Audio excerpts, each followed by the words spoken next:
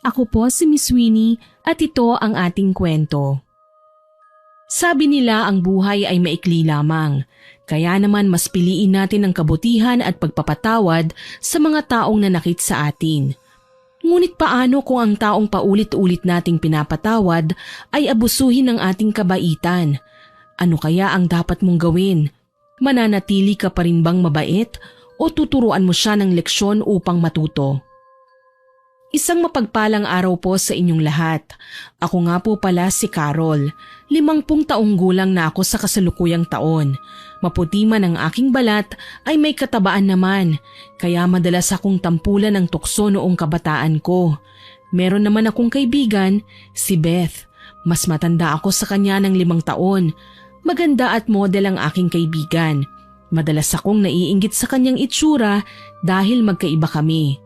Gayunpaman, palagi kong sinasabi sa aking sarili na hindi ako dapat mainggit, lalo na at kanya-kanya tayo ng pagkatao. Ang ilalahad kong karanasan ay nangyari noong nakikisama pa ako sa dati kong asawa. Ilalahad ko muna kung paano kami nagkakilala. Alam ko na maraming makakarelate sa aking istorya, kaya kung ano ang karanasan ko, tapusin niyo ang aking kwento nang sa ganun ay malaman niyo ang nangyari. Nasa kolehiyo ako nang makilala ko si Beth. Isa siyang cheerleader noon sa eskwelahan namin. Sa totoo lang, idolo ko noon si Beth at gustong-gusto kong maging kagaya niya. Sino ba naman kasing hindi siya iiduluhin? Bukod sa sexy na, ay maganda pa. Kumbaga, mapapakanta ka na lang ng nasa iyo na ang lahat. Hindi naman kami talaga close ni Beth. Bukod kasi sa mahiyain ay tahimik ako. Masyado kasi akong takot na magsalita at kumilos. Gawa na rin ang pagiging mataba ko. Nai-insecure kasi ako noon sa sarili ko, lalo na kapag may nakikita ako na kagaya ni Beth. Isang araw, habang naglalakad ay muntik na akong mahulog. Buti na lang ay nasalo ko ng isang lalaki. Sa totoo lang, hiyang-hiya ako ng mga oras na yon. Paano ba naman isang varsity player ang sumalo sa akin? Siya si Raymond, sikat na basketball player at talagang gwapo. Naku, pasensya na. Naabala pa ata kita sa ginagawa mo. Salamat sa pagsalo ha. Kung di mo ginawa yun, malamang sumubsob na ako sa sahig. Para akong matutunaw noon sa titig sa akin ni Raymond. Opo, tama kayo. Kilala ko talaga siya, gawa na rin ng pagiging sikat niya sa eskwelahan. Tumango lang noon sa akin si Raymond at umalis na. Pag-alis niya ay agad kong narinig ang mga panghusga ng ibang kababaihan. Kesyo sinadya ko raw at papansin daw ako kay Raymond. Hindi ko na sana sila papansinin eh. Yun nga lang, bigla akong tinisod ng isa sa kanila. Siyempre Miss Winnie, hindi ako nagpapatalo kapag ganong sitwasyon. Agad akong tumayo at masama ko silang tiningnan. Mabilis naman akong sinabunutan ng isa sa mga kababaihan. Napasigaw ako sa sakit lalo na ng pagtulungan nila ako. Sige, ipagpatuloy niya yan. Isusumbong ko kayo sa principal para madala kayo. Sa totoo lang, hindi ko sukat akalain noon na ipagtatanggol ako ni Beth. Matamis siyang ngumiti sa akin. Mabilis naman na umalis sa mga kababaihan at binitawan ako. Siguro ay natakot ang mga babae kay Beth dahil nagtakbuhan sila. Nakayuko naman akong nagpasalamat sa kanya. Ngumiti siya at sinabihan ako na wala lang ang kanyang ginawa. Upang makabawi sa kanyang kabutihan sa akin, niyaya ko si Beth sa kantinang eskwelahan para mailibre ko siya. Sakto naman kasi natanghalian na ng mga oras na yon. Sige na, pumili ka lang kahit anong gusto mo. Ako nang magbabayad bilang pasasalamat sa'yo. Ngumiti naman sa akin si Beth, ngunit ang in-order niya lang noon ay salad. Tinanong ko pa siya noon kung ano pa ang gusto niya, ngunit yun lang daw ay sapat na. Nagkwentuhan pa kaming dalawa habang kumakain. Marami akong nalaman sa kanya at isa na ron ang trabaho ni Beth. Pagmamodel ang trabaho ko, sikat ako dito sa eskwelahan dahil sa maraming nakakaalam. Gusto ko sanang isikreto yun pero wala eh. Maraming madaldal at chismosa dito sa atin. Napangiti ako sa sinabi ni Beth. Oo nga pala, nakalimutan ko. Senior pala ako ni Beth nung mga panahon na yun. Kumbaga, patapos na ako sa kolehiyo samantalang siya, first year pa lamang. Nakailang palit na rin kasi ako ng kurso kaya naman nahuli na ako. Educational ang huling kursong tinake ko. Yun kasi ang tingin ko na madali. Balik tayo kay Beth. Isa siyang model at siyang nagpapaaral sa kanyang sarili. Base yun sa kanyang mga kwento sa akin. Madaldal kasi si Beth at kahit maikling oras lang na nagkakasama kami, marami na agad siyang naikwento sa akin. Matapos namin kumain ay sinabi niya sa akin na magkaibigan na raw kami. Sigurado ka ba na gusto mo ako maging kaibigan? Tignan mo naman ang itsura mo sa akin, oh. Nakakahiya naman na kaibigan ng isang tulad mo. Di ka ba nandidiri sa akin? Biglang natawa si Beth sa sinabi ko. Agad niya akong sinabihan na hindi naman siya bumabase sa itsura. Sinabi niya rin sa akin na mula ng araw na yon, kaibigan niya na ako. Tuwang-tuwa naman ako sa kanyang sinabi at agad akong pumayag. Si Beth ang kauna-unahang naging kaibigan ko noon. Gawa na rin ng palagi kong iniiwasan ng mga tao nang dahil sa aking itsura. Akala ko nga nung una hindi seryoso si Beth sa kanyang sinabi eh. Alam niyo na, parang too good to be true ang nangyari. Kinabukasan nang makita niya ako, agad na lumapit sa akin si Beth at kinawayan pa ako. Nagulat pa ang mga nakakita sa amin, lalo na nang lapitan niya ako.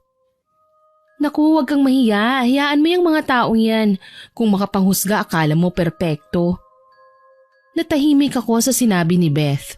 Hindi ko naman kasi masisisi yung mga tao. Kahusga-husga naman kasi talagang aking itsura eh. Tapos kakaibiganin pa ako ng isang model.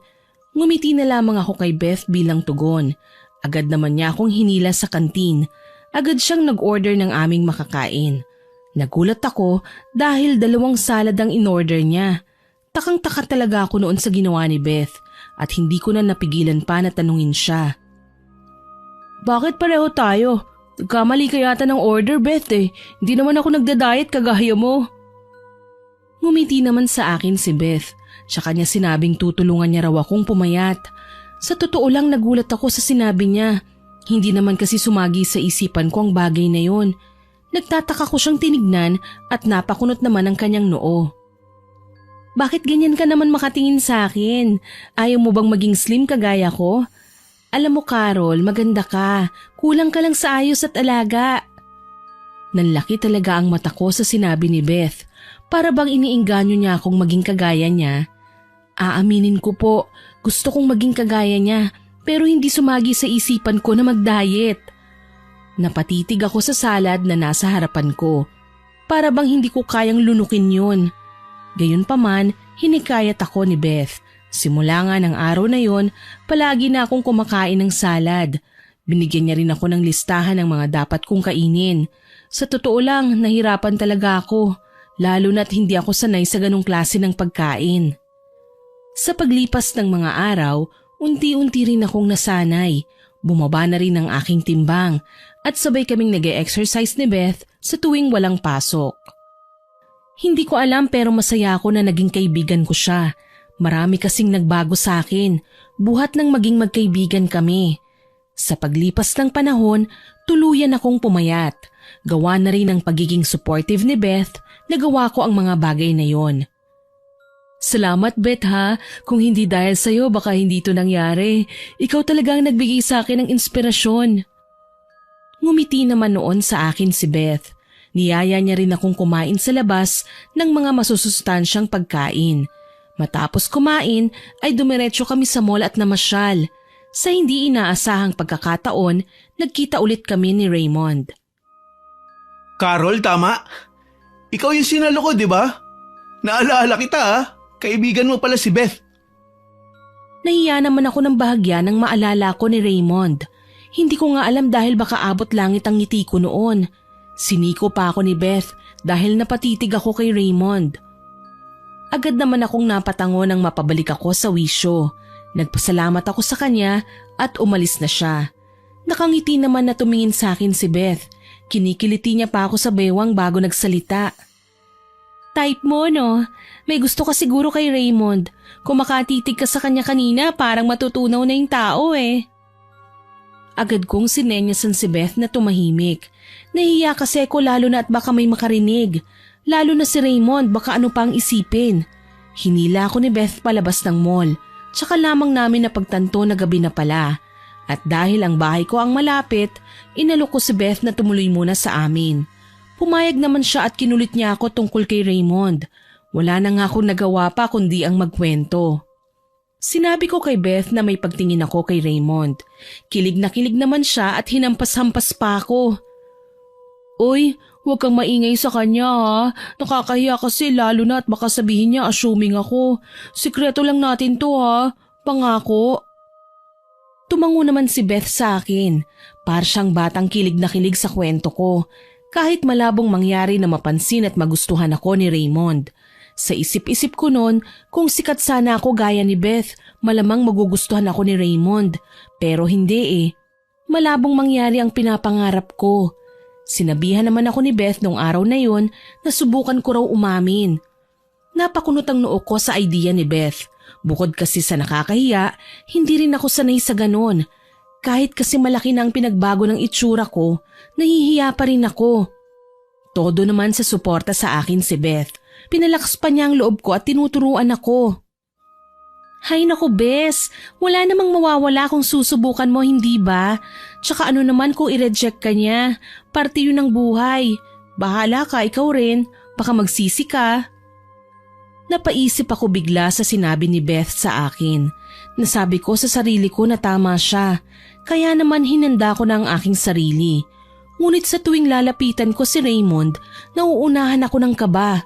Hindi ko alam kung paano ko sisimulan. Hanggang sa dumating ang araw ng aming pagtatapos, hindi ko pa rin masabi kay Raymond ang aking nararamdaman. Napangungunahan kasi ko ng kaba, ngunit habang nagpapaalam ako sa mga kaklase ko, bigla na lang lumapit sa akin si Raymond. Hinawakan niya ang kamay ko at muka. Tinitigan niya ang aking mga mata at ngumiti sa akin. Nakita ko naman sa di kalayuan si Beth. Nakangiti siya at tila ba mas kinikilig pa kesa sa akin. Sabi sa akin ni Beth, gusto mo raw ako. Totoo ba yun? Nagulat ako sa tanong ni Raymond. Nilakihan ko ng mata si Beth pero ngumiti lang siya. Nahihiya naman akong tumingin kay Raymond. Tumango ako sa tanong niya bilang tugon at hindi ko inaasahan ang kanyang sunod na ginawa. Bigla niya akong niyakap at hinalikan sa noo. Nagtataka ako noon pero tiyak ko naman na gusto niya rin ako. Matapos siya humiwalay sa yakap ay humingi siya ng pasensya sa akin. Bago siya tuluyang umalis, nagpaalam siya na liligawan ako. Tumango naman ako at ngumiti sa kanya. Pag-alis ni Raymond ay agad akong nilapitan ni Beth. Nakiusisa agad siya sa nangyari. Anong nangyari? Bakit abot tenga ang ngiti mo? Anong sabi niya sa'yo? Agad ko naman na binatukan si Beth dahil naalala ko na siya ang nagsabi kay Raymond. Mabilis siyang humingi ng tawad sa akin at sinabi pa niya ginawa niya lang yon para mapasaya raw ako. Agad ko naman na ikinuwento sa kanya ang nangyari. Grabe ang kilig niya sa mga sinabi ko at tuwang-tuwa siya para sa akin. Pasensya ka na kung nabatukan kita ha. Ikaw naman kasi bakit mo ba yun sinabi? Pero salamat kasi dahil sa'yo liligawan na ako ni Raymond. Niyakap ko si Beth sa sobrang saya ko. Nang araw na yon ay uminom kaming dalawa. Selebrasyon daw dahil may manliligaw na ako. Sa totoo lang, hindi ako makapaniwala sa nangyari. Sino ba naman kasing mag-aakala? Yung pinapangarap ko lang noon, nagkatotoo na. Nagsaya kami ni Beth ngunit hindi ako nagpakalasing. Alam ko kasi sa mga ganong sitwasyon, labis kong uminom ang kaibigan ko. At gaya nga ng inaasahan ko, lasing na lasing si Beth matapos ang kasiyahang yon. Iniuwi ko siya sa bahay at doon ko na lang muna pinatulog. Matapos ang araw na yon, niligawan na nga ako ni Raymond. Marami ang naiinggit sa akin at nanghusga na ginayuma ko raw ang manliligaw ko. Dinedma ko na lamang ang sinasabi ng iba. Yun kasi ang sinasabi sa akin ni Beth Siyempre, matapos ang buhay kolehiyo ko, naghanap agad ako ng mapapasukang trabaho. Ewan ko ba, pero paborito yata ako ni Lord dahil natanggap kasi agad ako at katrabaho ko pa si Raymond. Siyempre tuwang-tuwa ako at agad kong ikinuwento kay Beth ang nangyari. Talaga? Magkasama kayo sa trabaho ni Raymond? Naku, tinadhana talaga kayong dalawa. Hindi ko mapigilang hindi mapangiti dahil sa nangyari. Tuwang-tuwa po talaga ako nung mga panahon na yun. Siyempre dream come true ang nangyari sa akin Naging abala si Beth sa kanyang pag-aaral. Malapit na rin kasi siya nung magtapos. Bilib din naman ako sa kaibigan ko. Pinaaral na niya ang sarili niya, nagagawa pa niyang magbigay sa kanyang pamilya. Samantalang ako, sunod sa luho. Kahit hindi ako magtrabaho ay ayos lang sa magulang ko. Ngunit gusto ko pa rin namang kumita mula sa sarili kong kayod. Ayokong habang buhay na umasa sa kanila. Malayo noon ang trabaho ko sa inuupahan ko. Kaya naman para makatipid ay nagbabaon ako. Aaminin ko, pinapasobrahan ko talaga ang baon ko. Sa tuwing tanghalian kasi sa trabaho, kasabay ko si Raymond. At palagi ko siyang inaalok. Unti-unti ay mas nakilala ko si Raymond. Kagaya ko ay laki siya sa marangyang pamumuhay. Ngunit mas piniling tumayo sa sariling mga paa. Gusto ko kasing may mapatunayan sa buhay. Palagi kasing sinasabi ng iba na umaasa lang daw ako. Nakakapagod ng mahusgahan. Nauunawaan ko ang mga sinabi ni Raymond, lalo na ang pakiramdam niya. Dinanas ko kasi yun sa iba naming kamag-anak eh. Palagi nila akong ikinukumpara sa mga pinsan ko. Kesyo gayahin ko raw sila pero deadma lang sa akin. Sinabi ko nun kay Raymond na pareho kami. Habang tumatagal na nanliligaw sa akin si Raymond, nakita ko na marami kaming pagkakapareho. Lagi kong sinasabi sa kanyang mga karanasan ko. Minsan pa ay dumalaw sa bahay ko si Raymond at sa puntong yon kinausap ko siya ng masinsinan. Didiretsahin na kita, Raymond ah. Ano bang naisipan mo? Bakit mo ko niligawan? Napakunot ang noo ni Raymond sa tanong ko sa kanya. Kita ko ang pagkagulat sa kanyang mga mata. Yung singkit niyang mga mata bigla na lang nanlaki dahil sa tanong ko. Titig na titig siya sa akin at bigla na lang siyang naging seryoso. Akala mo ba pinagtitripan lang kita? Yun ba ang tingin mo sa akin? Tumangulang ako noon sa tanong niya. Sinabi ko na hindi niya naman ako pinapansin noon. Tumawa naman si Raymond. Napakunot ang noo ko sa pagtawa niya. Anong nakakatawa sa sinabi ko? Totoo naman talaga na bigla ka na lang lumapit eh. Hindi kaya si Beth talaga ang gusto mo? Mas lalong natawa si Raymond sa sinabi ko. Napailing-iling pa siya, kaya naman takang-taka ako. Agad niyang sinabi sa akin na mali ako nang naiisip. Hindi daw si Beth ang gusto niya, kundi ako talaga. Tahimik lang ako noon at hinihintay ang paliwanag niya. Ilang sandali pang lumipas, nakatitig lamang siya sa akin at matamis nang ngumiti. Ikaw lang ang gusto ko, wala nang iba. Ang totoo niyan kahit nung chubby ka pa, gusto na kita kaso nahihiya ako sa iyo eh. Ang tahimik mo kasi at baka layuan mo rin ako. Lalo na kapag umamin ako sa iyo. Buti nga nilapitan ako ni Beth noon. Sinabi niya sa akin ang nararamdaman mo, kaya naman wala na ako sinayang na oras. Hindi ako makapaniwala sa aking narinig at nilinaw pa niya. Sinabi sa akin ni Raymond na ang mga kagaya ko ang kanyang tipo at hindi gaya ni Beth. Mas lalo pa raw akong gumanda nang pumayat ako. Dagdag pa sa akin ni Raymond, ayaw niya raw kay Beth. Nagulat naman ako kung bakit at syempre tinanong ko siya. Sabi niya, masyado daw mataas ang pangarap ng kaibigan ko at ayaw niya ng maraming kaagaw. Hindi naman agad ako naniwala kay Raymond. Kahit sino naman kasi magkakagusto sa kaibigan ko. Maganda na, madiskarte pa. Gayunpaman, ipinakita sa akin ni Raymond na seryoso siya. Ipinadama niya kung gaano ko kahalaga sa kanya. Sinabi rin niya sa akin ang mga pangarap niya sa buhay. At sa totoo lang, pareho kami ng pangarap. Magkaroon ng pamilya at payapang mamuhay ng masaya at masagana. Habang tumatagal, mas nakikilala ko si Raymond. Mas lalo akong nahuhulog sa kanya. Hindi niya kasi pinadama sa akin na mag-isa ako. Palagi niya akong pinapasaya sa abot ng kanyang makakaya. Sa paglipas ng panahon, sa mismong kaarawan ni Raymond, sinagot ko siya bilang regalo. Tuwang-tuwa naman siya at nais ko sanang ikwento yun kay Beth. Ngunit hindi siya sumasagot sa tawag ko. Wala rin siya sa dormitoryo niya. Sa totoo lang, nag-alala ako noon para kay Beth. Hindi rin kasi ako sanay na hindi niya ako nire-replyan eh. Gayunpaman, naisip ko noon na baka abala lang siya. Palagi namang nasa tabi ko si Raymond at pinapakalma ko. Isang araw, nakatanggap ako ng text mula kay Beth. Agad akong pumunta sa kanyang dormitoryo. Alam ko kasi na kailangan niya ako. lalo na at meron daw siyang problema. Ano bang nangyari sa'yo? Sobra-sobra na ang pag-aalala ko sa'yo ah. Hindi mo naman sinasagot ang tawag ko. Nandito lang naman ako palagi. Kahit sobrang abala ko, bibigyan kita ng oras. Kaibigan kita at nagdadamayan tayo sa lahat ng bagay. Bigla na lang humagulgol ng iyak sa akin si Beth. Niyakap niya ako at sinabi na buntis daw siya. Gulat na gulat ako sa sinabi niya. Wala naman kasi siyang sinasabi sa akin at pinakilala na nobyo niya kaya naman natanong ko siya. Mabilis naman niyang ipiniliwanag na aksidente lang ang lahat. Hindi niya gusto at natatakot siya ngayon. Pilit ko siya nung tinatanong kung sino ang ama.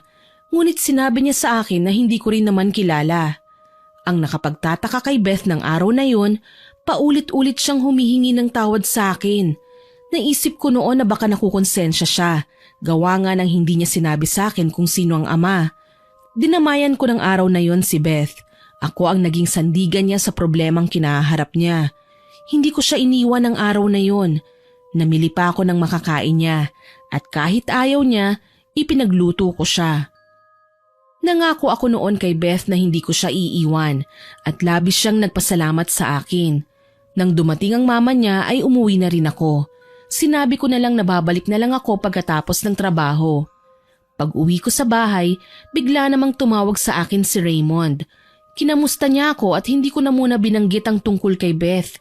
Ayoko kasing sabihin sa kahit sino kahit panobyo ko si Raymond.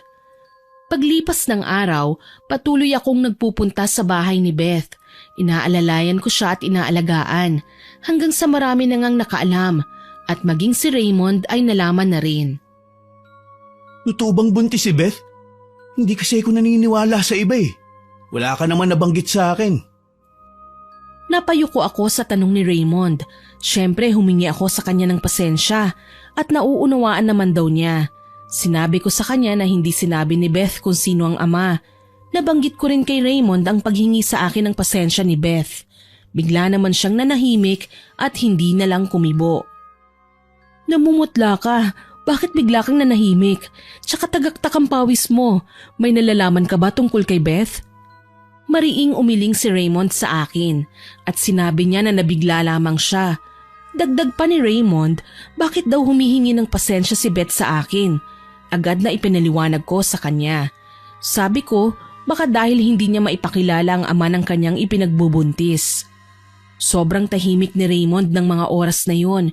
Yung tipong bawat salita na lalabas sa bibig ko, binabantayan niya. Ewan ko ba pero parang may mali Hindi ko alam kung bakit bigla akong nagduda sa kanilang dalawa. Para kasing may alam si Raymond tapos hindi niya lang masabi. Gayunpaman, ayokong mag-isip ng masama. Kaya naman isinantabi ko ang aking agam-agam. Hindi ko na lamang yon inisip.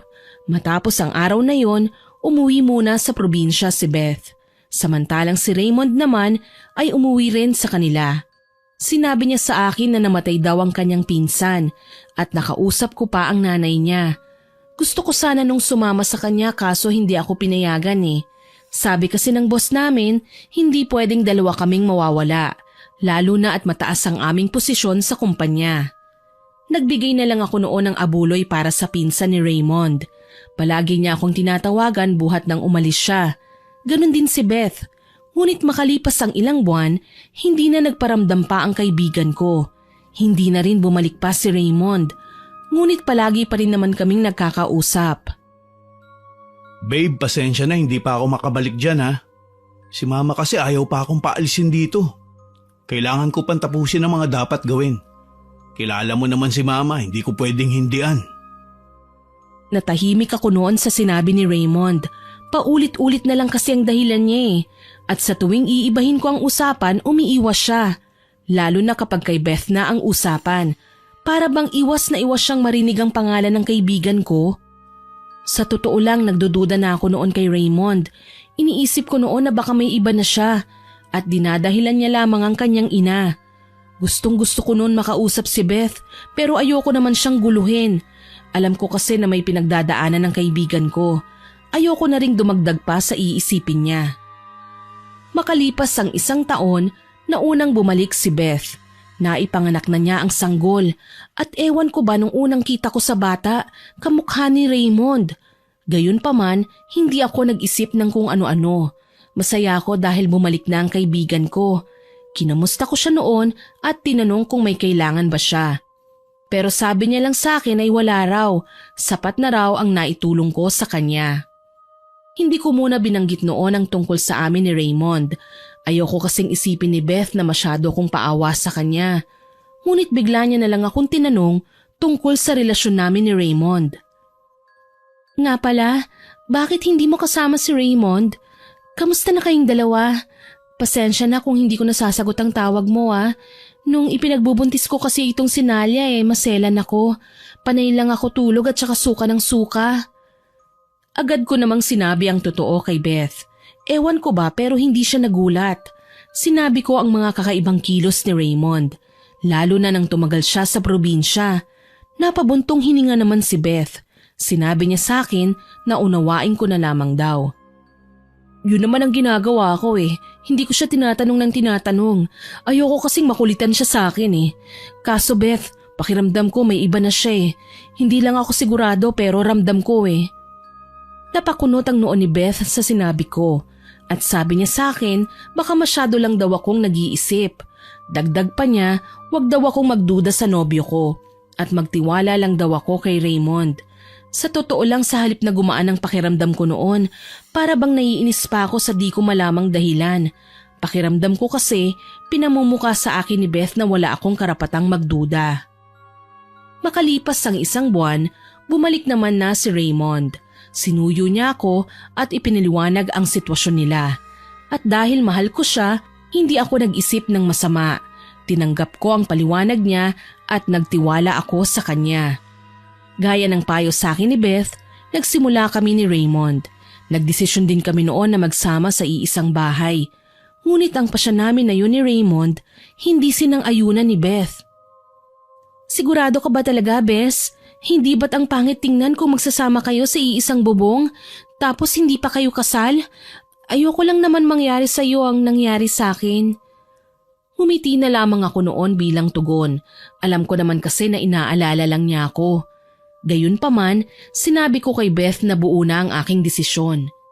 Inirespeto naman niya yon at sinabi niya sa akin na binalaan niya lamang ako. Alam ko naman na concern ka lang sa akin at nagpapasalamat ako doon. Kaso nga lang, napag-usapan na kasi namin yun ni Raymond at nakapagdesisyon na rin kami. Tumangulang noon si Beth. Hindi siya umimik at nanatili siyang tahimik. Ewan ko ba pero pansin ko ang lalim ng iniisip niya ng mga oras na yon. Hindi na lang ako nagtanong pa sa kanya. Ayoko din naman kasing isipin niya na pakialamera ako. Matapos nga ang araw na yon, nagsimula na kami ni Raymond. Bumili kami ng mga gamit sa bahay at nagtulungan kami sa lahat ng bagay. Sobrang saya ko noon dahil natutupad na ang pangarap ko. Ganon din si Raymond. Marami sa mga katrabaho namin ang natuwa nang malaman na nagsasama na kami. Lahat ng bagay ay napagkakasunduan namin ni Raymond. Ngunit ika nga, kapag nagsama na sa iisang bubong, doon nyo lamang makikilala ng lubusan ng isa't isa. Habang tumatagal kami ni Raymond, napansin ko sa kanya ang pagiging tamad, lalo na sa gawaing bahay. Sa tuwing pinagsasabihan ko naman siya, nauuwi lang sa away. Sa totoo lang, ako yung tipo ng babae na malinis sa bahay. Ayoko kasi ng madumi at makalat. Dahil iniisip ko, baka biglang may bumisita. Ang mahalaga ay malinis ang bahay at wala silang masasabi. Ngunit si Raymond ay kabaliktaran ko. Wala siyang pakialam sa kalat at yun po talaga ang madalas naming pinag-aawayan. Naiinis kasi ako sa kaburaraan niya. Tapon doon, tapon dito ang gawain ni Raymond. Ako naman ang tagaligpit sa kalat niya. Minsan pa'y hindi siya pumasok sa trabaho. Pag-uwi ko'y inaasahan kong may makakain na kami pero wala pa pala. Umorder na lang tayo. Tinatamad ako magluto tsaka masama pakiramdam ko. Uminit po talaga ang ulo ko sa sinabi niya. Pagod na ako sa trabaho at napakakalat ng nadatnan ko. Tapos wala pang pagkain. Di sana kanina mo pag ginawa, hindi ba? Hindi ka na nga pumasok Wala ka pang ginawa dito sa bahay. Diyos ko naman Raymond, matuto ka namang kumilos dito sa bahay, hindi yung puro ako lang. Hindi niya ako pinansin. Mabilis niyang kinuha ang kanyang damit at lumabas siya ng bahay. Hinayaan ko na lang siya. Kaagad akong nagpalit ng damit at sinimulan ko nang maglinis.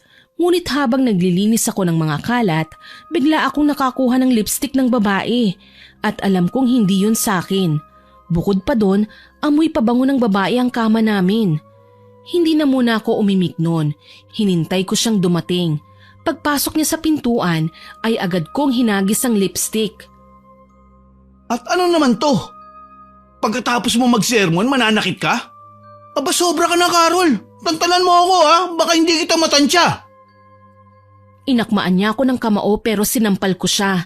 Agad kong sinabi sa kanya ang lipstick at amoy babae. Natahimik siya at hindi umimik. Paulit-ulit ko siyang tinanong pero wala siyang imik. Mabilis kong kinuha ang kutsilyo at itinutok yon sa kanyang pang-ibaba. Hindi ka makakapagsinungaling sa akin. May dala kang babae dito, no?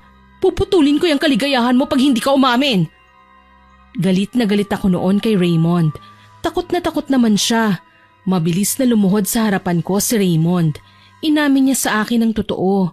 Agad ko siyang tinanong kung sino ang babae. Mabilis niyang kinuha ang kanyang cellphone. Ibinigay niya yon sa akin. Nanlaki ang mga mata ko nang makitang iba't ibang babae. Marami siyang kalandian at dinadala niyang mga yon sa bahay. Hindi mo ako masisisi. Palagi kang abala at wala nang gana sa kama. May pangangailangan din naman ako. Sinampal ko siya ng 2 beses. Sobrang galit na galit ako sa kanya. Walang lumabas na salita sa bibig ko. Iyak lang ako ng iyak. Hindi ko akalain na magagawa niya sa akin yun. Ang akala ko noon perpekto kami. Maayos ang relasyon namin. Mali pala ako dahil marami akong kaagaw. Ayaw mo nang may kahati sa akin pero babaero ka. Bakit ako? May pangangailangan din naman ako ah. Marami kang pagkukulang sa akin pero kahit kailan hindi ko yun hinanap sa iba. Hinampas-hampas ko siya dahil sa galit at para hindi na ako makapagsalita pa ng masama, umalis na lang ako at lumabas ng bahay. Sinabihan ko siya na wag niya akong susundan. Naupo ako sa may parke. Umiyak ako ng umiyak. Ayoko naman natawagan si Beth, baka kasi imbis damayan, sermonan niya pa ako. Habang umiiyak ako, nagulat na lang ako nang may nag-abot sa akin ng panyo. Iniangat ko ang aking tingin at si Brent pala. Si Brent ay kapitbahay namin. Hindi naman kami malapit sa isa't isa, ngunit nakakausap ko siya paminsan-minsan. Tumabi siya sa akin at inalok niya ako ng ice cream. Kasama yan sa relasyon. Isipin mo na lang pagsubok lang. Ito ang kauna-unahang beses? Tama ba ako? Patawarin mo na lang. Kapag inulit di tama na. Di naman sigurong masamang magbigay ng second chance. Natahimik ako sa sinabi ni Brent. Hindi ko akalain na magbibigay siya ng payo. Napabuntong hininga ko ng mga oras na yon. Ewan ko ba, pero magaan ang loob ko sa kanya. Nagkwento ako tungkol sa amin ni Raymond. Nakinig naman siya at hindi niya ako hinusgahan. Pasensya ka na ha, narinig mo tuloy ang kadramahan ko. Hindi ko naman kasi akalain na magagawa niya yun sa akin eh. Tsaka salamat pala sa ice cream ha. Gumaan ang pakiramdam ko, lalo na sa payo mo. Ngumiti lang sa akin si Brent at sinabihan niya ako na ayusin namin ang problema. Sayang naman daw kasi ang naumpisahan namin. Dagdag pa niya, lahat daw ay napagdadaanan yon. Para ako noong batang nagsusumbong sa kanya, yung tipong nagpapakampi dahil inaway.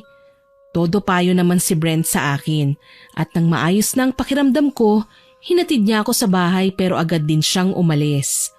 Pagpasok ko sa loob, nakahiga sa sofa si Raymond. Kita ko ang patak ng luha sa kanyang mata. Agad ko siyang kinumutan, ngunit hinila niya ako. Paulit-ulit siyang humingi ng tawad sa akin. Ako naman si tanga, pinatawad ko siya. Ganun naman talaga hindi ba Miss Winnie? Siyempre kung kaya pang ayusin, susubukan pa. Nang gabing yun, aaminin ko may nangyari sa amin ni Raymond. Nangako naman siya na magbabago na. Naniwala naman ako sa kanya. At makalipas nga ng 1 linggo, nag-propose siya sa akin. Umuo naman ako dahil umaasa ako. Umaasa na tutupad siya sa kanyang pangako. Ewan ko ba, pero minadali niya ang kasal namin. Gumastos siya ng malaki para maikasal kami sa mismong kaarawan niya. Kinuha ko noong bridesmaid si Beth. Habang naglalakad ako noon sa altar, kita ko sa mga mata ng kaibigan ko na hindi siya masaya. Hindi ko alam kung tama ba ako pero inalis ko na lang yun sa isipan ko. Matapos ang kasal, akala ko magiging maayos ng lahat. Ngunit unti-unting nagbago si Raymond. Ayaw niya noon na sexy ako. Sabi pa niya, ibalik ko raw ang katawan kong chubby. Siyempre dahil mahal ko, pinagbigyan ko siya. Ngunit sa totoo lang, alam kong ginawa ko lang yun kasi takot akong iwanan niya. Kaya bumalik ako sa pagiging mataba. Sinuportahan naman ako ni Beth.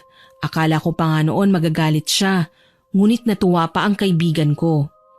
Halos araw-araw, minu-minuto, ginagamit ako ni Raymond. Opo, tama kayo nang naisip. Gusto lagi noon ni Raymond na magsiping kami. Gusto niya raw kasi magkaanak na kami. Yun nga lang kahit ilang subok, hindi talaga ako mabuntis. Kaya naman nagpatingin na ako sa doktor. Doon ko lang nalaman na may sakit ako sa matres. Mababa ang tsansa na mabuntis ako. Simula noon nagbago na si Raymond. Naging malamig na siya sa akin. Palagi niya pang sinasabi na wala raw akong silbi, lalo na at hindi naman ako mabubuntis. Sobrang sama ng loob ko noon. Pumunta ako kay Beth pero parang wala siyang pakialam. Kaya naman umuwi na lamang ako noon. Habang nasa daan, nakasalubong ko si Brent. Ewan ko ba, pero nung makita ko siya, bigla na lang akong napayakap sa kanya. Sige lang, iiyak mo lang yan. Ano bang problema? Magsabi ka lang kung ayos lang sa'yo. Makikinig lang ako. Ang mga salitang gusto ko sanang marinig kay Beth, si Brent ang nagsabi. Ikinuwento ko sa kanya ang lahat, maging ang pagiging malamig sa akin ng asawa ko, maging ng aking matalik na kaibigan. Napakunot naman ng noo si Brent. Alam ko na para bang naiinis siya, lalo na nang ikwento ko ang asal ni Beth. Sa totoo lang, si Beth ang inaasahan ko. Siya kasi ang kaibigan ko simula nung nasa kolehiyo kami. Ngunit ang daming nagbago sa kanya, lalo na nang magsama kami at magpakasal na ni Raymond. Napailing-iling si Brent sa mga sinabi ko. Sandali siyang nanahimik at sinabi sa akin ang tungkol sa kanyang lolo. Sinabi niya na isang babaylan at mambabarang ang lolo niya. Gulat na gulat ako sa sinabi niya. Baka matulungan ka ni Lolo, lalo na sa pagnanais mong mabuntis. Magaling si Lolo sa bagay na yan. Ngunit pansin ko lang, parang may mali sa asawa mo at kay Beth. Nagulat ako sa sinabi ni Brent, lalo na ang tungkol kay Beth at Raymond. Dagdag pa ni Brent, pakiramdam niya may relasyon ng dalawa. Hindi ko naman noon nagustuhan ang sinabi niya. Mabilis naman na humingi ng pasensya si Brent sa akin at sinabi niya na pwede ko raw pahulaan yon sa lolo niya. Sinabi ko kay Brent na hindi naman ako naniniwala sa mga ganun kung kaya pag-iisipan ko muna at sasabihan ko na lang siya. Matapos kong makausap si Brent ay umuwi na rin ako. Pagdating ko sa bahay, laking gulat ko nang makita ko ang sandals ng babae. Sobrang bilis ng kabog ng dibdib ko. Iniisip ko noon na sana ay mali ako. Ngunit pagpasok ko, nagkalat ang mga damit at rinig na rinig ko ang halinghing ng babae. Pagpasok ko sa kwarto, nakita kong nakikipagsiping si Raymond. Mabilis kong hinatak ang buhok ng babae. Kinaladkad ko siya palabas ng bahay. Kinuha ko ang kutsilyo at itinutok ko yon kay Raymond. Pareho ko silang pinalabas. Kapwa wala silang mga saplot. Ang bababoy nyo! Lalo ka na, Raymond! Pagsisisihan mo to! Lumayas ka dito! Hindi kita kailangan! Sa sobrang lakas ng sigaw ko, naglabasan ng mga tao. Pinagtitinginan sila Raymond. Pilit pa siyang pumapasok pero kinandado ko ang pinto. Wala akong pakialam nun kung nakahubad man sila. Iyak ako ng iyak at sinarili ko ang lahat. Sa sobrang sakit na nararamdaman ko, nakatulog na ako kakaiyak. Kinabukasan, naisipan kong magpunta sa bahay ni Beth. Siya kasi ang unang pumasok sa isipan ko Pagpunta ko sa bahay nila, pinapasok ako ng mama niya. Nasa silid daw niya si Beth. Mabilis akong pumunta doon at dahil nga hindi nakakandado ang pintuan, pumasok na lamang ako. Ngunit yung anak lang niya ang nadatnan ko doon. Umiiyak ang bata kaya naman binaba ko. Kinuha naman yun ng mama ni Beth. Mabilis akong bumalik ulit sa kwarto niya at nahiga ako sa kama upang hintayin siya. Ngunit ilang sandali ang lumipas, nanlaki ang mga mata ko sa aking nakita. Nakahubad si Beth na galing sa banyo habang nakikipaghalikan sa asawa ko. Kitang-kita ko ang kababuyan nilang dalawa at agad kong sinampal si Beth.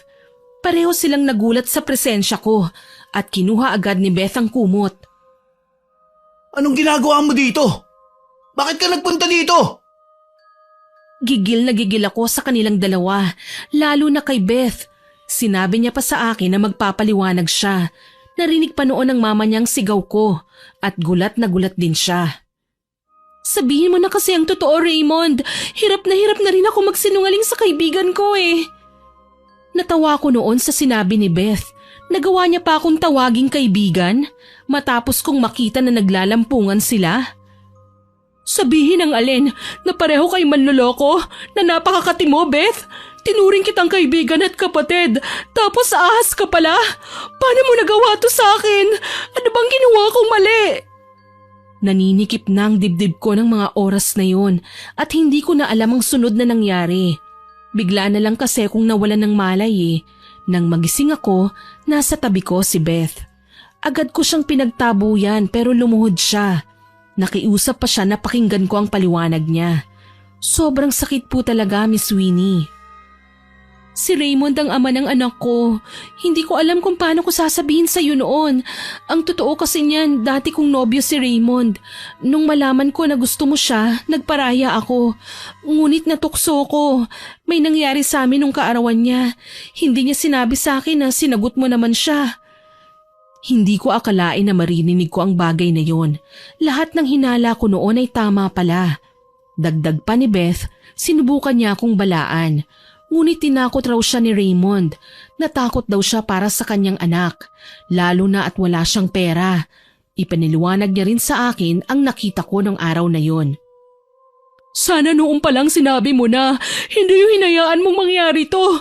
Hindi kita tunay na kaibigan. Taksil ka! Kayo ng babaero kong asawa! Paulit-ulit na humingi ng pasensya sa akin si Beth. Ngunit pinaalis ko na lang siya. Pinutol ko noon ang komunikasyon ko sa dalawa. Nakipag-usap ako sa isang attorney para kasuhan sila. Lalo na at kasal kami ni Raymond. Ngunit nalaman ko na hindi pala tunay ang kasal namin. Lalo na at unang ikinasal si Raymond at Beth. Pakiramdam ko naman pinaglaruan ako. Sinaktan ako ng dalawang taong pinagkakatiwalaan ko. Sobrang lugmok na lugmok ako noon. Paulit-ulit pa rin na nagpupunta si Beth sa bahay ko. Humihingi siya ng tawad sa akin. Ngunit si Raymond, ni isang sorry wala akong narinig. Isang gabi, para bang kusang naglakad ang mga paa ko. Nagtungo ako sa bahay ni Brent. Pinapasok niya naman ako at ikinuwento ko sa kanya ang nangyari. Aba, siraulo pala ang asawa mo. Sabi ko na nga ba tama ang hinala ko eh. Gusto mo ba tulungan kita para makaganti ka? Nagulat ako sa sinabi ni Brent. Muli niyang ipinaalala sa akin ang lolo niya at sa pagkakataon na yun, sumang-ayon na ako. Kinabukasan ay nagtungo kami sa bahay ng lolo niya. Ipinakilala niya ako kay Lolo Gabo. Magandang araw sa inyo. Siya ba yung kinikwento mo sa akin, apo? Tumango naman si Brent sa tanong ni Lolo Gabo. Pinalapit niya ako sa kanya at agad na nagkwento. Doon ko nalaman na may ate pala si Brent.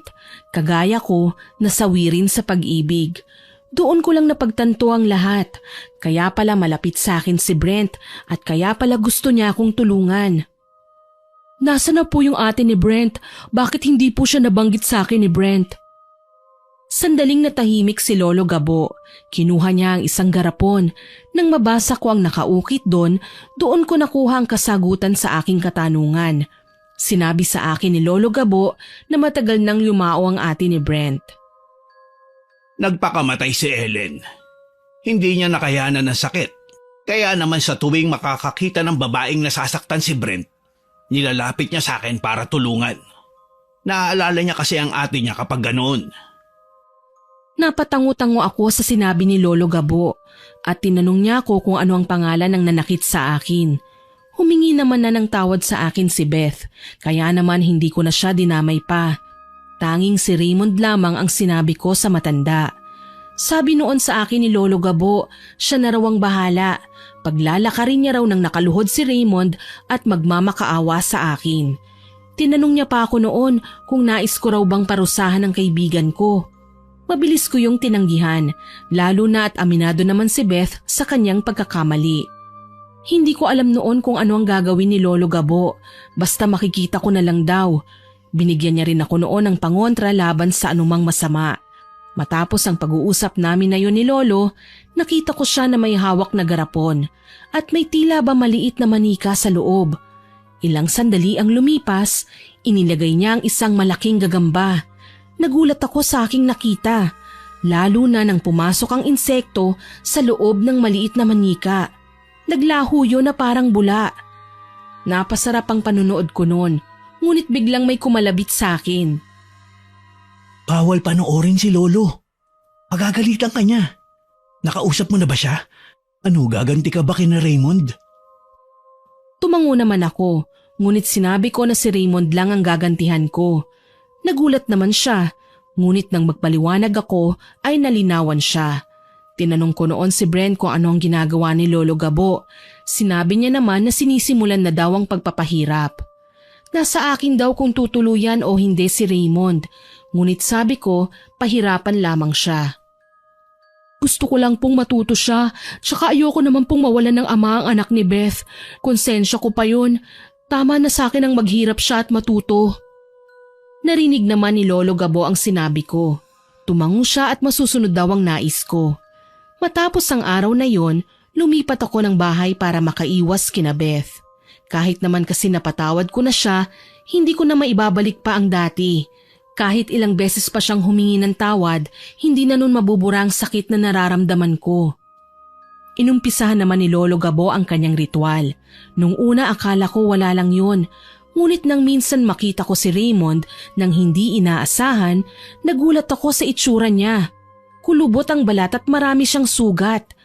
Hindi ko alam ang mararamdaman ko noon.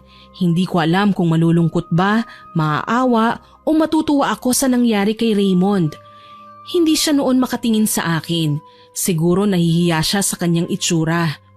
Isang araw, dumalaw si Brent sa bahay. May dala-dala siyang bulaklak. Bagong pitas yan. Nga pala, nagtagumpay si Lolo. Sigurado ka na ba na hanggang dun lang? Pahihirapan lang talaga siya? Kaagad akong tumango sa tanong ni Brent. Iniba naman niya ang usapan. Pagkatapos ng pag-uusap namin na yun, niyaya niya akong mamasyal. Ayoko pa nga sanang sumama, yun nga lang pinilit niya ako. Habang nasa daan ay may bigla na lang humawak sa akin. Pagtingin ko, si Beth pala.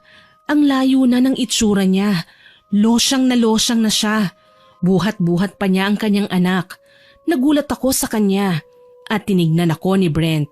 Siguro ay tinatansya niya kung ayos lang ba ako o hindi. Tinanong ako ni Beth tungkol sa kalagayan ni Raymond. Malubhan ang karamdaman niya. Akala namin noon simpleng sakit lang. Ngunit mali kami dahil para siyang kandila. Unti-unti siyang nauupos. Buhay pa siya pero naaagnas na ang katawan niya. Hindi naman na ako nagulat pa. Lalo na't alam ko naman na mangyayari yun sa kanya. At nakita ko rin siya. Sinabi ko noon kay Beth na wala na akong pakialam. Sinabi niya sa akin kung galit pa raw ba ako. Hindi naman ako kumibo at umiwas na lang. Ang dami niya kasing tanong at naiirita pa rin ako sa kanya kahit papaano, lalo na't naaalala ko ang mga nangyari. Ilang sandali ang lumipat na sa amin si Brent. Mabilis naman na umiwas si Beth at umalis na rin kami. Habang naglalakad palayo, hindi ko maiwasang maawa sa dati kong kaibigan. Ewan ko ba, pero malambot kasi ang puso ko Mabilis magpatawad pero ayoko namang maabuso, kaya hanggat maaari ay lumalayo na lamang ako. Nang makalayo na kami ni Brent, agad niya akong tinanong kung kumusta raw ba ako at hindi raw ba ako nahirapan na makaharap si Beth. Sa totoo lang wala na akong galit sa kanya. Oo, naiirita ako kapag nakikita ko siya. Pero naaawa pa rin ako sa kanya eh. Kita ko kasi sa mga mata niya ang pagsisisi. Sana lang ganun din si Raymond. Pero buhat nang mangyari ang gulo, hindi ko pa siya nakausap ng maayos eh. Hindi pa siya humihingi ng tawad sa lahat ng pananakit na ginawa niya sa akin. Natahimik naman bigla si Brent. Tinanong niya ako kung umaasa pa raw ba akong magkakaayos kami ni Raymond. Siyempre agad kong sinagot na hindi na. Opo, alam kong nagpakatanga ako noon pero hindi ko na uulitin pa ang katangahang yun. Sinabihan naman ako ni Brent na unahin ko raw ang sarili ko. Sinunod ko naman ang payo niya. Sa paglipas ng mga araw, unti-unting nanumbalik ang sigla ko. Hindi na ako umiiyak sa tuwing naaalala ko ang nangyari. Nang dahil kay Brent, naging maayos na ako. Nagpapasalamat ako sa kanya sa lahat ng tulong niya sa akin. Nakikibalita na lang ako noon kay Brent sa ginagawa ni Lolo Gabo. Sinasabi niya sa akin na hindi naman daw tutuluyan ng lolo niya si Raymond. May takot din naman kasi ako. Iniisip ko palang nakakarmahin ako sa pinagawa ko sa matanda ay nanginginig na kaagad ako. Isang araw, tinanong ko si Brent tungkol sa ginagawa ni Lolo Gabo. Hindi naman yung babalik sa'yo, puwera na lang kung sadyain niya. Isa pa, hindi rin naman pababayaan ni Lolo na bumalik yun sa'yo. Magaling naman babarang si Lolo at wala pang nakatalo sa kanya. Napatango na lamang ako noon sa sinabi ni Brent. Kahit papaano ay nakahinga ako ng maluwag. Hanggang isang araw, bigla na lang pumunta si Raymond sa bahay. Kasama niya ang kanyang ina. Malakas ang kutob ko na siya yun. Malaki ang galit sa akin ni Carol. Kaya ginagawa niya sa akin ang lahat ng ito. Nagulat ako sa mga sinabi ni Raymond. Biglang tumingin sa akin yung nanay niya. Kaagad niyang hinablot ang pangontrang suot ko. Bigla siyang bumulong at doon ako nawala ng malay. Nang muli kong idilat ang aking mga mata, bumungad sa akin ang nag-aalalang mukha ni Beth.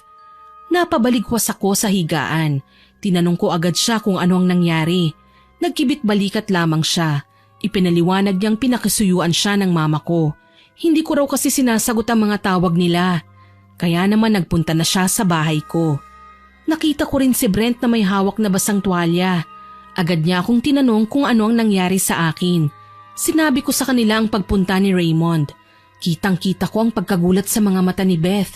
Agad naman na napansin ni Brent na wala na ang pangontra. Mag-iingat ka, Carol. Nabanggit sa akin ni Raymond na babawi sila sa'yo. Ibabalik daw nila ang sumpang ginawa niyo. Patawarin mo ako sa mga nagawa ko. Ngunit ayokong mapahamak ka. Kaibigan pa rin naman kita eh. At hindi ko kayang masaktan kang muli tapos wala akong gagawin. May lahing mambabarang ang pamilya ni Raymond. Alam kong hindi mo yun alam dahil tinago niya yun sa'yo. Kaya ngayon pa lang ihanda mo ng iyong sarili. Ewan ko ba kung magtitiwala ako noon kay Beth. Nasira na kasi ang pagkakaibigan namin. Kaya para bang hirap na akong maniwala sa kanya. Gayunpaman sinabi ni Brent na wala raw masama kung maghahanda kami. Nang araw na yun pumunta kami kay Lolo Gabo. Isinama na rin namin si Beth at ang anak niya. Inisip ko kasi baka sila naman ang balikan. Kahit na ganun ang nagawa sa akin ni Beth, ayoko rin naman siyang mapahamak lalo na ang bata.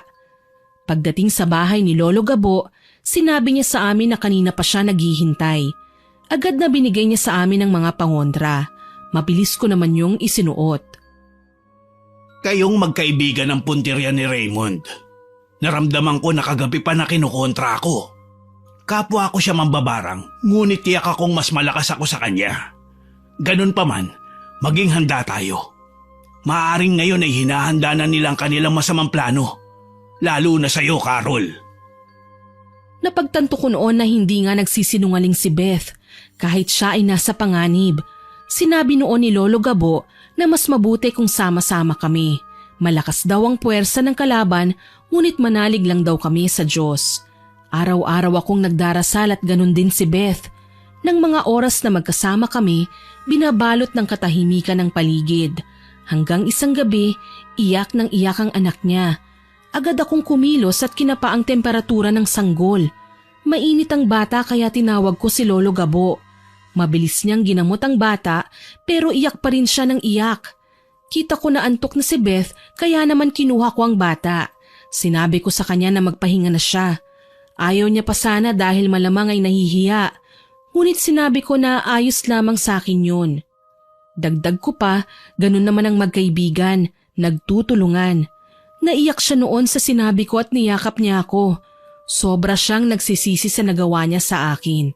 Pinatawad ko naman siya at umasa ako na babalik sa dati ang lahat.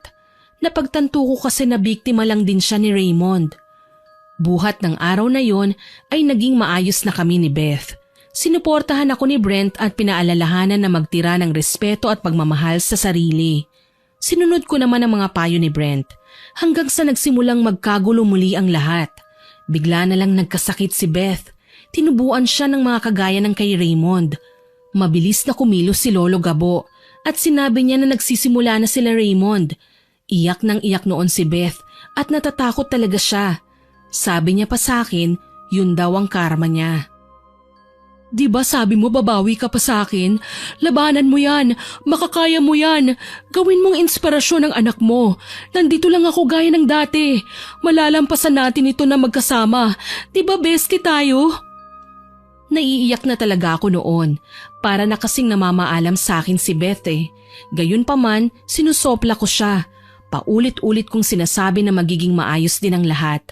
Hindi namin siya pinabayaan hanggang sa dumating ang kabilugan ng buwan. Tumulong kami ni Brent sa pagdarasal at ganun din si Beth. Kahit nangihina na siya, naging matatag ang kaibigan ko. Hanggang ilang sandali ang lumipas, naramdaman namin ang malamig na hangin. Lumitaw sa aming harapan ang itim na usok hanggang sa naging tila ba aura yun ni Raymond. Pagsisisihan niyo na kinanti niyo ako. Kahit makipagtulungan ka sa kanila, Beth, makasalanan ka pa rin. Niloko at pinagtaksilan mo pa rin ang kaibigan mo. Umalingaw-ngaw sa paligid ang malakas niyang tawa. Nanginginig naman si Beth pero hinawakan ko ang kamay niya. Sabay-sabay kaming nagdasal at bigla na lang nawala ang itim na usok. Matapos ang gabing yun, nawala na ng paunti-unti ang mga sugat ni Beth. Masaya ako dahil nakaligtas siya sa sumpa ng babaero kong asawa. Sa paglipas ng mga araw, ako naman ang hindi mapakali. Sa tuwing sasapit ang gabi, hindi ako mapalagay. Hindi ko magawang matulog ng mahimbing dahil sa takot. Palagi rin kasi ako nung binabangungot. Minsan pa'y napanaginipan ko ang isang lalaking anino. Hinahabol niya ako at gustong patayin. Sigaw ako ng sigaw ngunit nais ko mang bumangon ay hindi ko magawa. Para bang paralisado ako. Hanggang sa naramdaman ko ang malakas na sampal. Napabangon ako dahil sa lakas nun at nakita ko si Beth. Namumuuna ang kanyang pawis sa noo. Diyos ko, buti gumising ka na. Kanina pa kita ginigising dahil naninigas ka na riyan eh. Kinakabahan ako sa'yo, Carol. Agad niya akong inabutan ng tubig. Ikinuwento ko sa kanya ang nangyari sa panaginip ko. At sinabi niya na ganun din ang nangyari noon sa kanya. Simula noon nagdarasal na kami bago matulog. Ngunit mas lalo namang lumala ang sitwasyon. Naglalakad na rin ako ng tulog. At ang pinakamalala ay nang kumuha ko ng kutsilyo. Akmang itatarak ko yun kay Beth habang pikit ang mga mata ko. Pakiramdam ko noon ay may kumokontrol sa katawan ko, kaya naman hindi ako makatulog sa gabi. Isang beses, bigla na lang akong nagising dahil sa malakas na sigaw. Nang imulat ko ang aking mga mata, malapit na akong tumalon sa hagdan. Pigil ng pigil sa akin sila Brent. Wala na po ba tayong gagawin? Lumalala na ang sitwasyon ni Carol. Paano kung hindi siya makita ni Beth? Paano kung masaktan na niya ng tuluyan ang kanyang sarili? Alalang-alala sa akin si Brent, lalo na nang sunod-sunod na ang mga ginagawa kong kababalaghan. Kahit si Beth ay natatakot na rin para sa kaligtasan ko. Nangako naman si Lolo Gabo na gagawin ang lahat ng kanyang makakaya upang makahanap ng solusyon sa mga nangyayari. Nakita ko naman noon na walang humpay si Lolo Gabo, kaya naman nahihiya na ako sa kanya. Sige na, matulog ka na. Huwag kang mag-alala dahil babantayan kita. Napangiti ako noon sa sinabi ni Beth. Tinupad niya ang kanyang pangako sa akin. Unti-unti siyang bumawi at binabantayan niya ako. Isang gabi, pinauna niya akong matulog. Pagsapit ng madaling araw, nagising ako. Nakita ko na antok na siya pero nilalabanan niya. Napaluha ako ng palihim. Kitang-kita ko kasi na gusto niyang bumawi sa akin. Tumayo ako noon at sinabi ko sa kanya na matulog na siya. Ayaw niya pa sana pero pinilit ko siya. Nang dahil kay Beth, naging panatag ang loob ko. Si Brent din noon ay tumutulong sa akin. Minsan siyang nagbabantay sa akin sa gabi. Palitan silang dalawa ni Beth. Hanggang isang umaga, tinawag ako ni Lolo Gabo. Tinawas niya ako at gaya ng inaasahan, si Raymond nga ang may gawa. Sinoob ako noon ni Lolo Gabo. Dinasalan pa niya ako at pinalitan niya ang pangontra ko. Simula ng araw na yon, hindi na ako nananaginip pa ng masama. Nakakatulog na ako ng mahimbing. Maraming salamat sa inyo. Kung hindi dahil sa inyo baka natuluyan na ako. Napatay ko na siguro ang sarili ko habang tulog. Utang ko ang buhay ko sa inyo. Nagtutulungan lang tayo dito, Carol. Kahit ikaw naman siguro ganun din ang gagawin. Para na tayong pamilya dito at sana matapos na ito. Nagyakapan kami ng araw na yon. Nanalangin kami at ipinagdasal na sana matapos na ang lahat. Alam ko noon na may hangganan din naman yon. Hindi ko rin noon tinanong ang Diyos kung bakit kailangan mangyari ang lahat ng yon sa akin. Hanggang isang araw, nakatanggap ako ng tawag kay Mama. Pinauuwi niya ako sa bahay nila. Hindi ko naman siya matanggihan kaya nagpaalam muna ako sa mga kasama ko. Sinabi ni Beth na sasamahan niya ako at sumang-ayon naman ako. Dumaan muna kami sa bahay ko para magbihis. Ngunit laking gulat ko dahil nandoon si Raymond. Nakangisi siya sa amin ni Beth. Mabilis na itinago ko ang aking kaibigan sa likuran ko. Binulungan ko siya na tawagan sila Brent. Anong kailangan mo sa amin? Bakit hindi mo na lang kami hayaan? At paano ka nakapasok dito sa bahay ko? Tumawa lang noon si Raymond. Sa totoo lang wala na ang dating Raymond. Nakakatakot na ang kanyang itsura. Para siyang buhay na naaagnas gaya ng sabi noon ni Beth.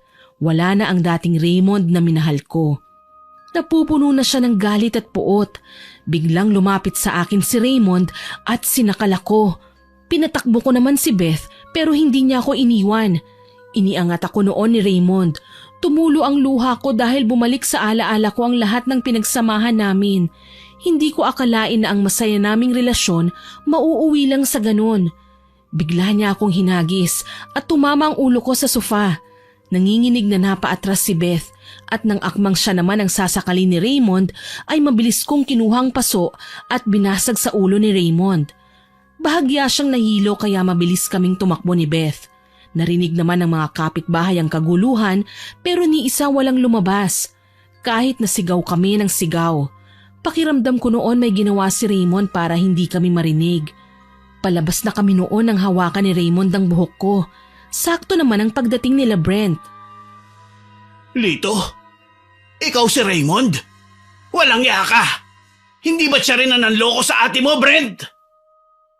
Nagulat ako sa sinabi ni Lolo Gabo at hindi ako makapaniwala sa mga nangyayari. Tumawa naman si Raymond at mariing sinabi na hindi siya yun, kundi ang kanyang kakambal. Hindi naman kami nagulat ni Beth dahil nabanggit yun sa amin ni Raymond noon. Ganun pa man, para bang luminaw na ang lahat. Nakipagtulungan pa talaga kayo sa mambabarang na pumatay sa kakambal ko? Grabe, hindi ako makapaniwala. Pero mabuti ito dahil makakaganti na ako sa matandang yan. Galit na galit si Raymond at akmang susugurin niya si Lolo Gabo. Mabilis na nakakilos ang matanda. Naiwasan niya ang atake ni Raymond. Sa mabilis na kilos, nagawa niyang mapatulog si Raymond. Agad na kumuha ng pantali si Brent at itinali si Raymond. Mukhang pinagtagpo tayo dahil may rason. Ang babaero mong asawa, kakambal ng lalaking nanakit sa ate ko.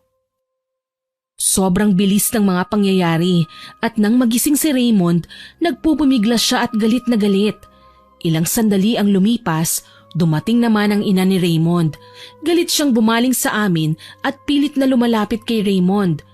Gayunpaman, nilabanan siya ni Lolo Gabo. Samantalang si Raymond naman, buong lakas na sinira ang tali.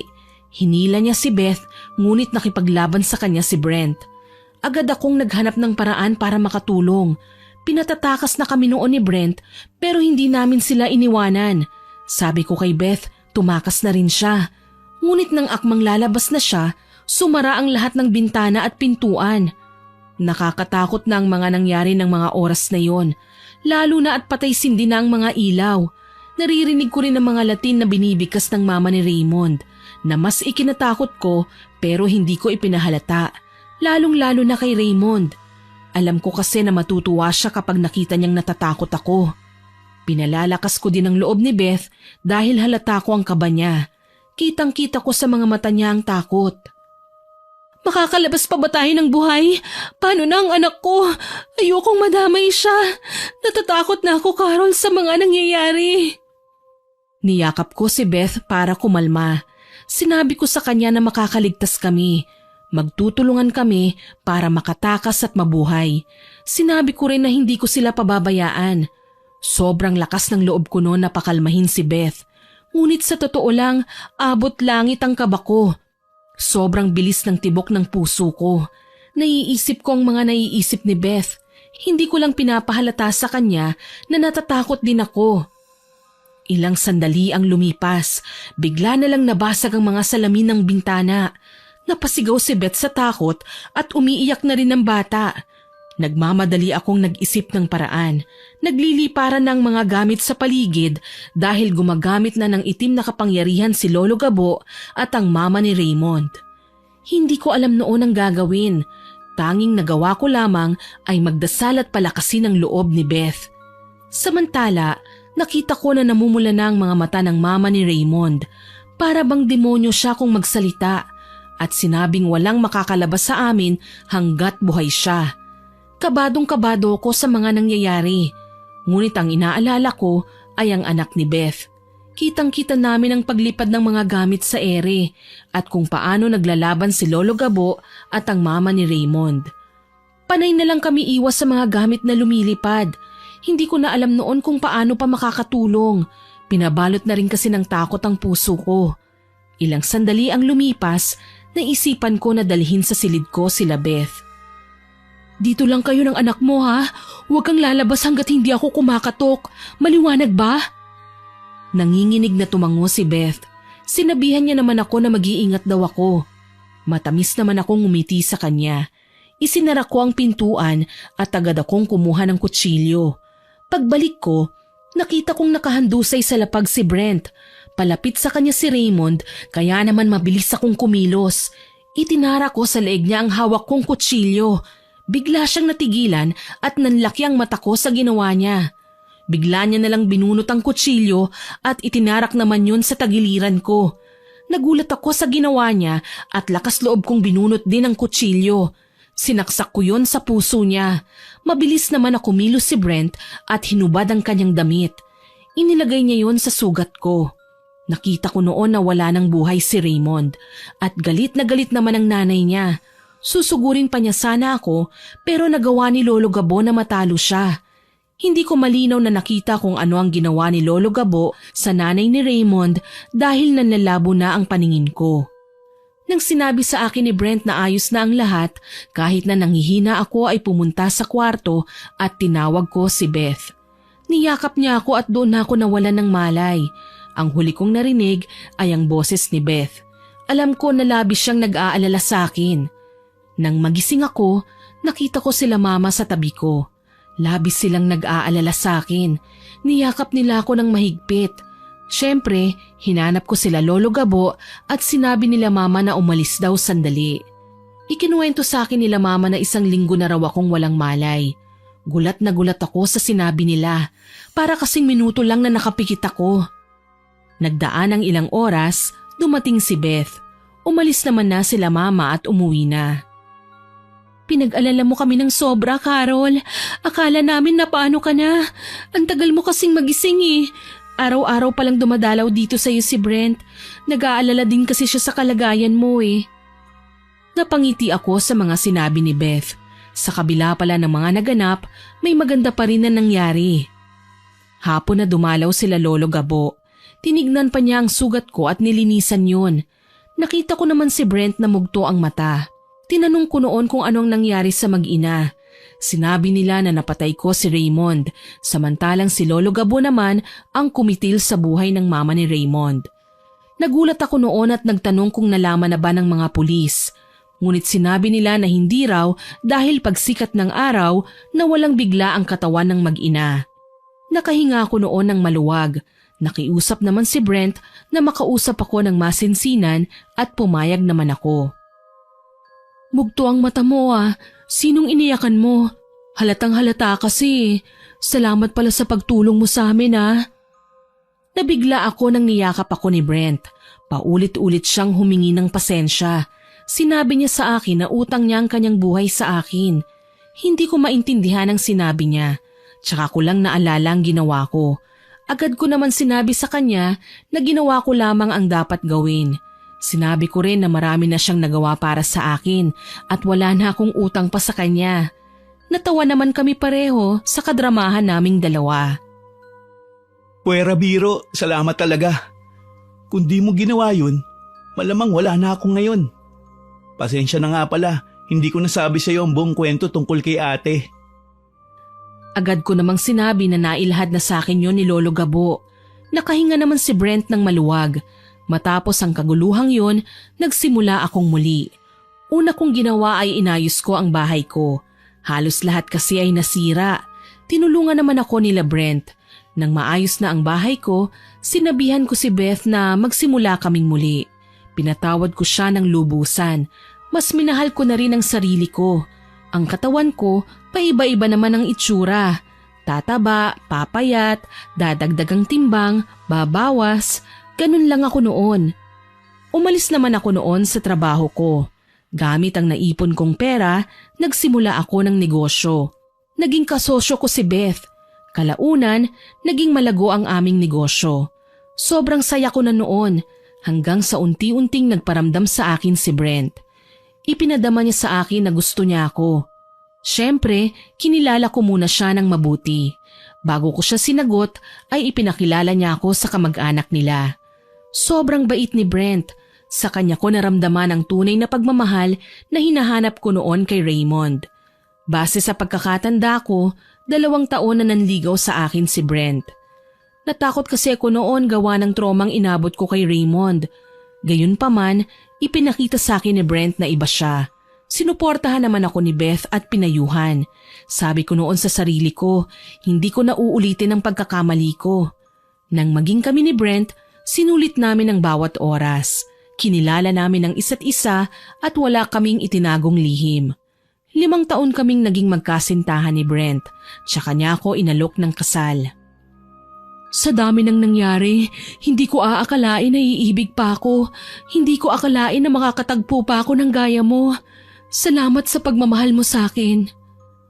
Nagpalakpakan noon ang mga taon at nagsigawan. Matapos ang kasal namin, nagsama kami bilang mag-asawa. Kalaunan, biniyayaan kami ng 2 anak. Sobrang saya ng buhay ko buhat nang maging kami ni Brent. Hindi niya ako binigyan ng rason para matakot at magduda. Hanggang sa kasalukuyang taon, kami pa rin ang magkasama. Kami naman ni Beth ay nanatiling magkaibigan. Sinubok man ang panahon ng aming samahan, naging matibay yon sa dami ng aming pinagdaanan. Marami akong aral na natutunan sa aking karanasan. Isa na roon ay hindi matatapos ang isang problema kung susolusyonan yon ng panibagong problema.